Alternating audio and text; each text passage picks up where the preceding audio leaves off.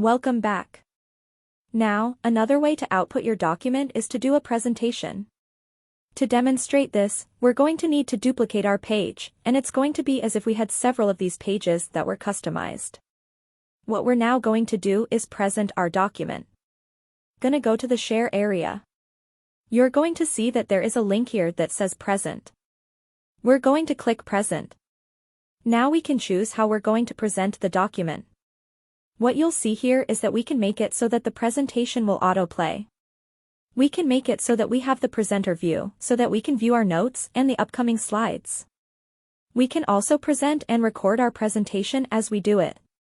The most flexible is going to be the standard presentation. If we want to share a link to someone being able to view this presentation, we can do it. And you have sharing options here that Canva gives you, or you can email it to yourself. Well, we're going to do is click present. That's going to give us a presentation screen, and basically we can advance through our presentation. Once we have completed the presentation, we can click escape. That brings us back to Canva where our presentation is. And so presenting is one way of being able to output your content from your Canva design and document.